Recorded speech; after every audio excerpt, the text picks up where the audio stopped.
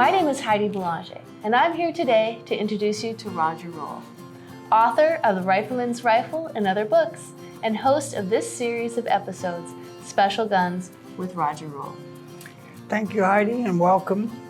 And welcome viewers to my 27th episode of Special Guns with Roger Roll.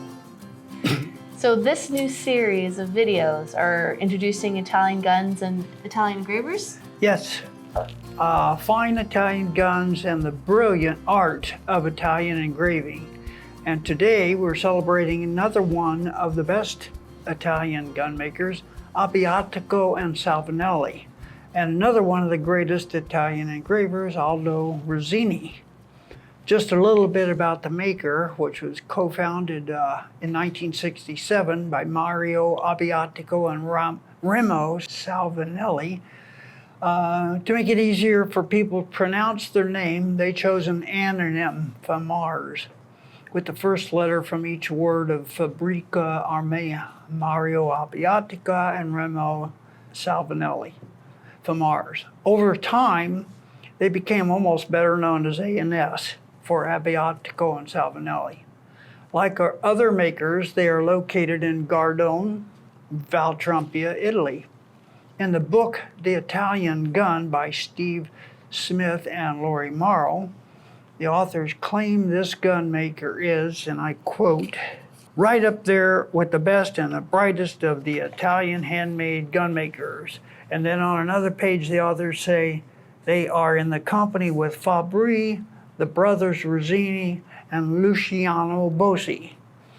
And as we'll learn, that's pretty good company. In the book, The Great Guns by Marco E. Nobili, the author states, their guns are elegant and well balanced. That book covers all the best guns worldwide. In the book Gamefield Classics by Michael McIntosh and Bill Hedrick, in referring to ANS, the authors state total output is now only about 60 guns and rifles each year, and that includes the SO9 Berettas that ANS makes under contract, end quote. That was in 2008, so it's kind of old. Of the founders, before FAMARs was formed, Mario Abbiatico was a noted author through his magazine articles, putting Italian gun engravers on the map. He died of cancer while in his 40s, early after the formation of the company. But ANS carried on under the supervision of Remo Salvinelli and the Abbiatico family. All of the literature reads that their guns are not only beautiful, but also well constructed. Like the other top handmade gun makers, only the best materials are used. All of their guns start with a solid block of steel, and all of their parts are made in-house, from locks to stocks.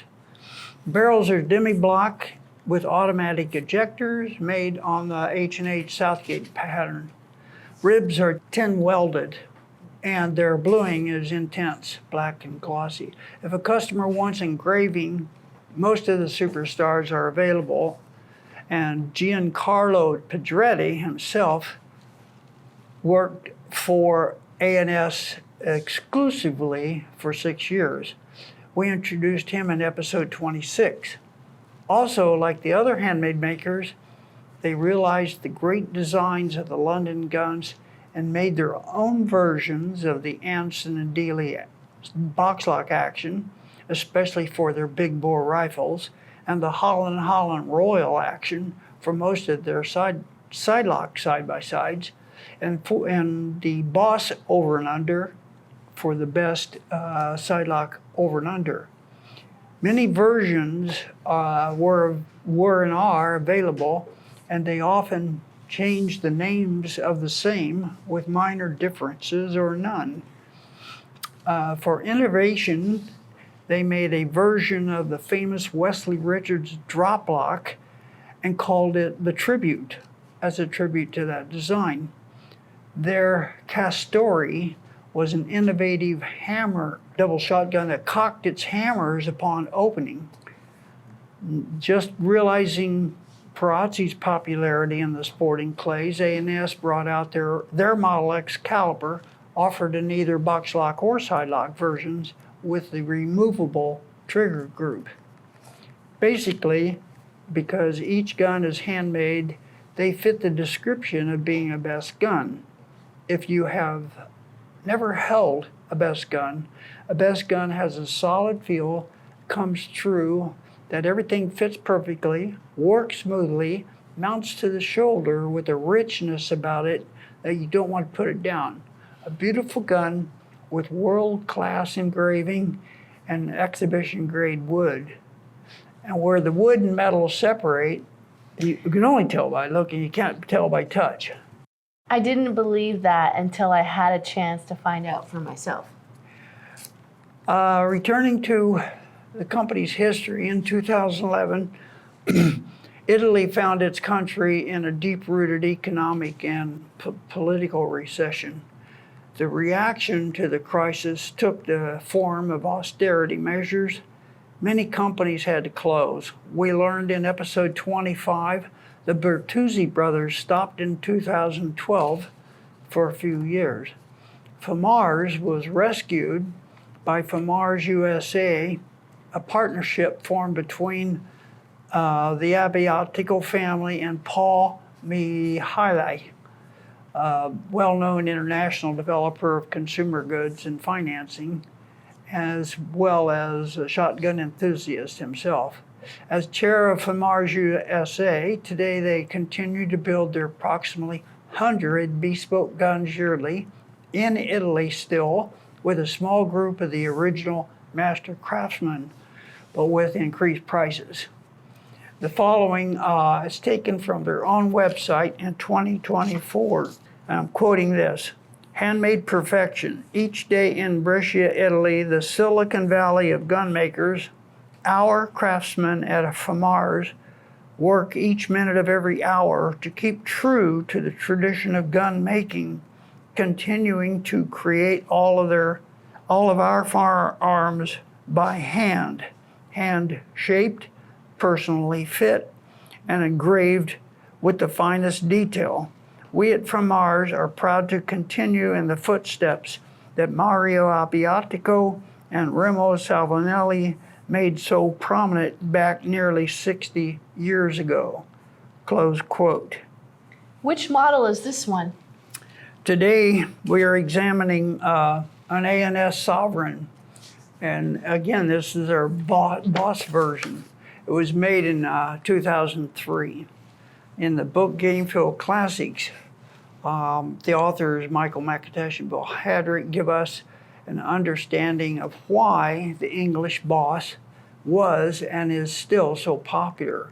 The Boss Over and Under, patented and introduced in 1909, was not the first such gun, meaning over and unders, in the modern English trade, but it certainly was the first to match the splendid handling qualities of the English side-by-side. Making an over and under action strong isn't the trick. Making it strong and slender is. With side-mounted trunnions forming the hinge and a fastening bolt that engages the bites at the sides of the lower barrel, the Boss frame is scarcely taller than the stacked barrels themselves. The Boss had a tremendous influence on the over and under gun. Close quote. And that's an understatement. Nearly all of the Italian makers are copying that gun. Basically, the Boss design did away with the hinge pin under the barrels needed on the previous designs and locked with bites on the sides of the lower barrel, allowing it to have a desirable and preferable low profile. In an interview with the Bertuzzi brothers in the book The Italian Gun, the authors quoted Bertuzzi as declaring, "The best gun ever made in the world is the Boss Over and Under. There is no gun to compare with the Boss." Close quote. That's pretty heavy praise. A few pages later, when describing another handmaker, Luciano Bossi, the authors wrote, "The pride of The Bossi line is Luciano's version of a gun that universally is considered the mechanical epitome of the over and under, the Boss sidelock with chopper lump barrels. So the first Boss model by an A&S was called the Royal, and the name changed early to Jorima Royal. In 2000, they changed the name again to Irish Prestige, and in 2002, it changed again to the Sovereign grade, this gun. The current version is now called the Leonardo, perhaps to piggyback Bossi's Boss-style gun, which is named the Michelangelo. But no matter the name, all these guns were and are handmade, and all of them are perfect clones of the Boss, without the long sculptured forearm iron which Boss has. And that doesn't affect anything except the aesthetics. And in Italy, they are not conservatively engraved as they are in England. In Italy, engraving has become a new form of art. In Gamefield Classics, a stunning Sovereign, like this gun, is shown on a full page on page 117. Describing this Sovereign, it was made in 2003. I have to say, it looks brand new. That is because it's in mint condition. It is in 12 gauge, 2 3/4 chambers, with its own case and accessories, and 2 sets of barrels. Okay, let's first check to see if the gun's unloaded. You can see it is. To me, this Boss style gun has a feel that no original Boss can surpass. Barrel set 1 is 27.5 inches long, choked improved cylinder and modified. Barrel set 2 is 28 inches long, choked full and full. Both sets have ventilated hand-filed ribs with gold inscriptions. Also, they both have individual forearms of exhibition wood. And keeping to the classics, the maker set the gun up with 2 barrel sets with popular chokes rather than turn the muzzles thin by fitting them with removable chokes. The flat, cross-filed ventilated ribs are fitted with ivory beads. Other features include a Boss-type non-selective single trigger, auto injectors, chopper lump barrels, and an automatic safety. The extraordinary example also on this gun exhibits Fabry-style torque screw detachable pinless sidelocks. The most desirable feature of the pinless version of a Boss sidelock design is its remarkable low profile while maintaining a narrow action, not fat, like the popular modern drop-out trigger plate actions that we have covered in the past and we'll be covering more. Of course, this is due to the Boss design. Examining the wood. This is incredible wood. Look at that grain. The Turkish walnut is this is gorgeous. With no imperfections, although built over 20 years ago. It's still styled with a round pistol grip called a Prince of Wales in this type of style, with a long pistol grip tang and 2 field forearms with full wraparound point checkering. Both forearms have Anson forearm releases and beautifully inletted and engraved coin-finished ovals on both. The pistol grip is meticulously checkered from 4 points to a rounded Prince of Wales grip with 32 lines per inch, diamonds, and double borders. The measurements are drop at comb, 1/2 inch, drop at heel, 2 inches, and length of pull is 14 7/16 to its checkered butt. I want to turn that around so you can see it. It's not only checkered, it has color case hardened steel heel and toe plates. The cast is neutral, for either right or left hand, and it weighs 7 pounds, 4 ounces.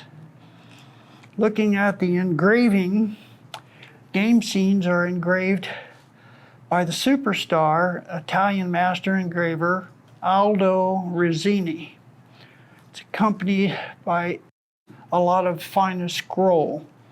We will cover the man in a moment, but first let's cover his amazing work on this gun. Looking at the right side lock, we see a realistic English pointer twisting its head and flushing 2 ring-neck pheasants, a cock and a hen. There are tree brambles and roots surrounding the scene, with some blossoms at the base. Forward of the side lock is another ring-neck pheasant that appears to be gazing back at the scene. On the left side is an Irish setter holding his stand after just flushing 2 grouse, and they're mid-flight, and you can see the detail of their spread feathers. Some thicket branches are behind that, below the dog. The background of the lower grouse shows a faint horizon. Forward of the side lock is another fully detailed grouse just sitting, not concerned about the dog. If you know dogs, there's no mistaking those for an English pointer or an Irish setter. So real. They both look like they'd jump right out of the scene. Looking at the bottom, we see a banner with the inscription Abbiatico and Salvinelli inscribed above the word sovereign, which is the make of the gun, or the model. Under the banner is a full game scene of 4 mallards and wing spread landing on a lake with detailed cattails to the left and a tall grass on the right, framing the scene. That kind of blends into amazing full coverage scrolls. The balance of the receiver, the fences, the top tang, trigger guard and lower tang, top lever, are all fully engraved with sharp acanthus scrolls, as well as are the heel and toe plates. And the forearm escutcheon also. These and the side locks are all finished in a coin finish, and the barrels are blued with a beautiful rich luster blue, with an inscription on the top rib in gold, Abbiatico and Salvinelli, and the Roman numerals 1 and 2 in gold, distinguishing the 2 barrels. Do you have any information about the engraver other than he is a master engraver? Of course, I do. Here's what I found. He was born in 1957, November, in Gardone, Italy, and trained under the guidance of other master engravers. After 7 years of learning, he started working on high-grade guns and became a master engraver at the age 20. In the book, The Best Guns by Marco E. Nobili, the author listed Aldo Rizzini in his list of the world's best master engravers. The book covered the subject worldwide, not just in Italy. In that same small group of superstar engravers listed by the authors of the Italian gun, mentioned in the last episode about the Pedrettis, Aldo Rizzini also appears. Another superstar. He is shown in good company with Fermo Fracassi, Gianfranco Pedersoli, Giancarlo and Stefano Pedretti, Enrico Torcoli, Claudio Cremonini, and Marco Torcoli. These are the superstars of engraving, and the authors quote, "These are trailblazers in the industry, leaders of an art movement. just when we thought every kind of art had already been done. Close quote. Aldo Rizzini exhibited in many shows all around the world, besides those in Italy.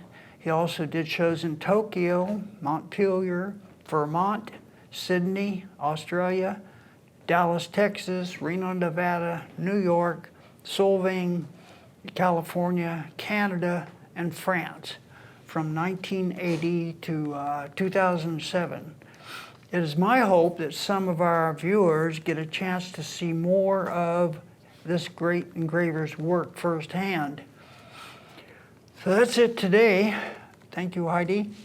Thank you, viewers, for watching. And if you enjoyed this episode, I invite you to subscribe to my YouTube channel and share with others. And I hope you join us for our next video continuing my Italian gunmaker tribute and featuring the amazing engraving of Mario Terzi.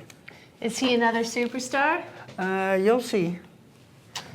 Ciao, everyone. If you want to get involved with these types of guns, I recommend gunsinternational.com. The owners are great people. I know them and have been using their website since they started. I find it the best source for both buying and selling any great collectible gun.